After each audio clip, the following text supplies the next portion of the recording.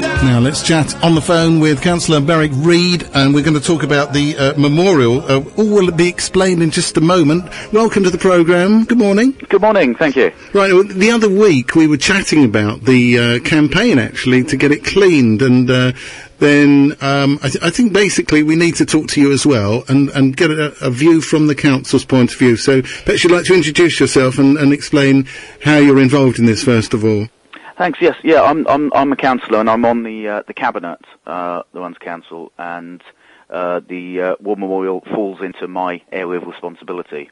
Right. Really, it's one of the things there. Yeah, so, and this campaign then is something that started a few weeks or so ago, and it's an online campaign, I believe.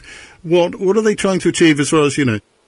I believe so. I mean, I've sort of been contacted by the press and yourselves and people like that. I mean, basically, the War Memorial is looking a bit dirty at the moment, and certainly one or two, maybe more than that, of the names on it are starting to become difficult to read. So obviously, if you've got a family member's name on a War Memorial and you're struggling to read his name, that's not a very nice position to be in. So so that's that's totally understandable from that point of view. Yeah, and I think a lot of people have got very, very emotional and serious over this sort of thing generally recently, because of all the things that this country's been involved in, and it's become something very, very important to most of us, I think, isn't it? Absolutely, yes. And I mean, I'm lucky enough. I don't have a family's name on one of those things, but my brother's ex-Navy, my father's ex-Air Force, so I have some links into that sort of thing. So I understand to an extent what the feelings are there. Right, and okay, so there's a campaign there. What are you going to do about it then? Are you going to be able to do what they want? The answer is I hope so. I hope they're happy with what we'll be able to do. The War Memorial is made of Portland stone, which is a limestone. So it's not a granite or anything amazingly tough. So you have to take care of it. And there is a War Memorials Trust across the country that gives advice on looking after war memorials, etc. It is a grade 2 listed structure, so we follow their advice on what to do. We can't just go in and clean it every year, because we damage it. And indeed, some war memorials around the country have been damaged by local authorities. Oh, really? Who have gone in a bit too harshly to clean it. We're not supposed to. We're not supposed to use chemicals or detergents on it. Certainly not any high pressure water jets or anything like that.